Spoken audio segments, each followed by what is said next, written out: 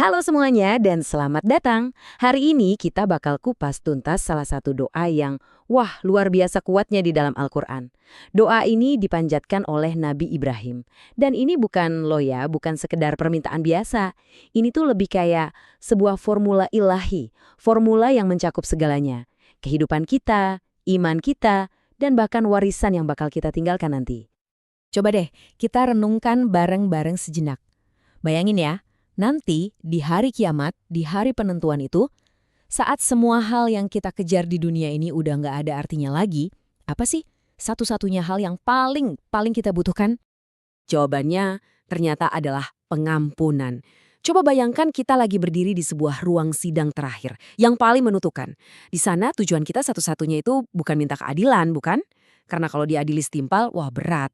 Tapi yang kita cari adalah amnesti, pengampunan. Kita butuh banget rahmat dan ampunan yang bisa menghapus semua kesalahan kita. Dan itulah kebutuhan terbesar kita sebagai manusia. Oke, jadi ini dia nih agenda kita untuk pembahasan kali ini. Pertama, kita bahas soal kebutuhan utama kita, yaitu pengampunan. Terus kita lanjut ke doa setelah usaha keras. Kapan sih waktu terbaik buat berdoa? Nah, abis itu kita bedah langsung doanya Nabi Ibrahim yang luar biasa ini. Kita juga bakal lihat kisah nyata doa ibu yang tak terhentikan. Dan terakhir, kita tutup dengan gimana caranya membangun warisan iman kita sendiri. Yuk, kita langsung masuk ke bagian pertama, doa setelah usaha keras. Ini menarik banget, karena ternyata kapan kita berdoa itu bisa jadi sama pentingnya dengan apa isi doa kita. Dan Nabi Ibrahim, beliau menunjukkan kepada kita sebuah momen emas untuk meminta sesuatu pada Allah. Nah, coba lihat deh, ada 3 langkah di sini. Lakukan pengorbanan besar, curahkan isi hati, lalu saksikan jawabannya. Kuncinya ada di langkah pertama, pengorbanan. Doa Nabi Ibrahim yang dahsyat ini, itu nggak dipanjatkan pas lagi santai di tengah malam yang hening. Bukan. Doa ini meluncur tepat setelah beliau dan Nabi Ismail selesai kerja keras, capek luar biasa membangun Ka'bah. Pelajarannya dalam banget kan? Doa yang lahir dari keringat, dari usaha mati-matian di jalan Allah, itu punya kekuatan yang beda. Kekuatan untuk langsung menembus langit.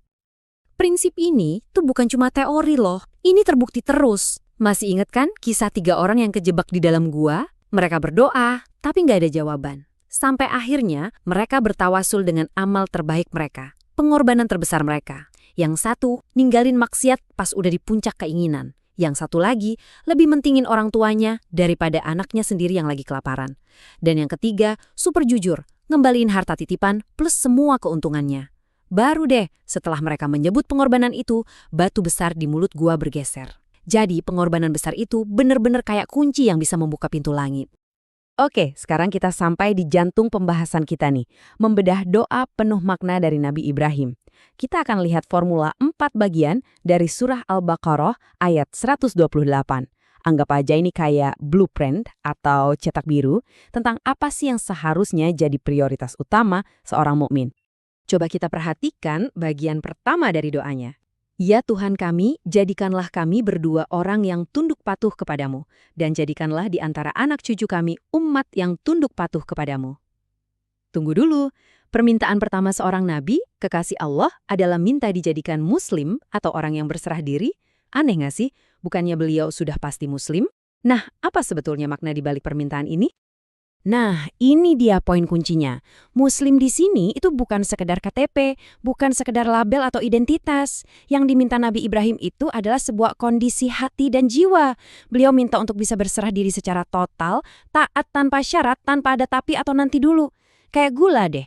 Apa buktinya kalau itu gula? Ya karena rasanya manis. Nah, apa buktinya seseorang itu seorang muslim sejati? Ya dari tindakannya, dari kepatuhannya. Dan ini langsung nyambung ke bagian kedua doanya. Doa untuk keturunan. Di sini kita bisa lihat bedanya antara doa orang tua yang rabbani, yang fokusnya ke Allah, dengan doa orang tua yang lebih duniawi. Orang tua rabbani itu fokusnya pada iman anaknya, karakternya, dan keselamatannya di akhirat. Prioritas nomor satunya bukan semoga anakku jadi dokter hebat atau insinyur kaya. Bukan. Prioritasnya adalah, ya Allah, selamatkan iman anakku, jadikan dia hambamu yang taat. Urusan dunia itu nomor 2. Pasti akan mengikuti. Oke, kita lanjut ke bagian berikutnya dari doa ini. Setelah minta penyerahan diri untuk dirinya dan keturunannya, Nabi Ibrahim melanjutkan, "Dan tunjukkanlah kepada kami cara-cara dan tempat-tempat ibadah haji kami, dan terimalah taubat kami." Wow, di sini ada dua permintaan krusial lagi, minta diajarkan ilmu yang benar dan minta diterima taubatnya. Kenapa ya? Kenapa seorang nabi masih minta diajari cara ibadah? Kan beliau nabi. Nah, ini karena beliau paham betul, niat baik aja tuh nggak cukup. Ibadah kita kalau caranya salah, bisa jadi sia-sia, gak diterima. Ini pelajaran kerendahan hati yang luar biasa banget. Bahkan seorang Khalilullah, kekasih Allah, masih memohon petunjuk supaya ibadahnya benar. Seperti kata Abdullah ibnu Mas'ud, betapa banyak orang yang pengen berbuat baik, tapi nggak pernah sampai ke tujuannya, karena jalannya salah. Dan ini penutup yang cerdas dan kuat banget. Terimalah taubat kami. Kenapa ini penting? Karena ada sebuah rahasia di sini. Orang tua yang taubatnya diterima oleh Allah, maka doa-doanya untuk anak-anaknya itu juga insya Allah akan lebih mudah diterima. Jadi dengan minta ampunan buat dirinya sendiri, Nabi Ibrahim itu sebetulnya lagi membersihkan saluran doanya untuk generasi masa depan. Kesolehan orang tua itu jadi semacam booster buat doa mereka untuk anak-anaknya. Nah, sekarang kita udah bahas teorinya, formulanya. Yuk kita lihat gimana prinsip-prinsip doa Ibrahim ini bekerja dalam kehidupan nyata. Kita akan lihat sebuah kisah yang luar biasa, sebuah contoh nyata bagaimana doa yang tulus itu benar-benar bisa mengubah takdir. Kisah ini dimulai dengan sebuah ujian yang, ya Allah, berat sekali. Imam Bukhari, yang kita kenal sebagai salah satu ulama hadis terhebat sepanjang sejarah Islam, beliau terlahir dalam keadaan buta. Coba bayangkan, anak yang kelak akan menghafal dan meneliti ratusan ribu hadis justru tidak bisa melihat. Ibunya, seorang janda yang membesarkan beliau sendirian, tidak putus asa. Beliau melakukan apa yang kita bahas tadi, doa setelah usaha keras dalam bentuknya yang paling murni. Beliau nggak cuma berdoa, beliau berdoa tanpa henti setiap malam selama berbulan-bulan. Mengorbankan waktu tidurnya, mencurahkan seluruh jiwa dan raganya. Itulah pengorbanan seorang ibu. Dan hasilnya? Suatu malam, sang ibu bermimpi. Dalam mimpinya, beliau bertemu dengan Nabi Ibrahim alaihissalam yang berkata padanya, "Wahai ibu, karena begitu banyak dan tulusnya doamu, Allah telah mengembalikan penglihatan putramu." Subhanallah, jawabannya nggak datang biasa-biasa aja, tapi lewat sosok Nabi Ibrahim sendiri. Ini seakan-akan jadi penegasan dari langit bahwa doa sang ibu ini nyambung, selaras dengan warisan doanya Nabi Ibrahim. Dan karena itulah doanya dijawab dengan begitu ajaib. Dan kisah tadi bukan cuma sekedar cerita penghibur ya, ada sebuah fakta spiritual yang luar biasa di baliknya. Dikatakan bahwa doa seorang ibu untuk anaknya itu 3 kali lebih kuat dan lebih cepat diijabah daripada doa seorang ayah. Ada kekuatan khusus yang Allah titipkan di lisan dan hati seorang ibu saat ia mengangkat tangan untuk anak-anaknya. Oke, jadi setelah kita bedah formulanya, terus kita lihat contoh nyatanya yang begitu powerful, pertanyaannya sekarang, gimana caranya kita bisa membangun warisan iman kita sendiri hari ini? Gimana cara kita menghidupkan doa ini dalam keseharian kita? Yuk kita simpulkan poin-poin kuncinya. Ini dia rangkumannya. Pertama, yuk kita coba kaitkan doa kita dengan usaha kita. Berdoalah justru di saat kita lagi capek-capeknya berbuat baik. Kedua, prioritaskan iman anak-anak kita di atas segalanya. Minta keselamatan akhirat mereka dulu, baru dunianya. Ketiga, jangan pernah merasa cukup, terus cari ilmu yang benar tentang cara beribadah. Keempat, jangan lupa untuk terus-menerus bertaubat, minta ampun sama Allah.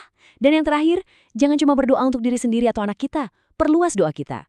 Doakan juga untuk generasi yang bahkan mungkin gak akan pernah kita temui, persis seperti yang dicontohkan Nabi Ibrahim. Jadi, pertanyaan terakhir untuk kita semua renungkan, bukan untuk dijawab sekarang, tapi untuk dibawa pulang. Warisan iman seperti apa sih yang sedang kita bangun lewat doa-doa kita setiap hari? Ingat, setiap doa yang kita panjatkan itu ibarat satu batu bata. Sedikit demi sedikit kita sedang membangun sebuah warisan.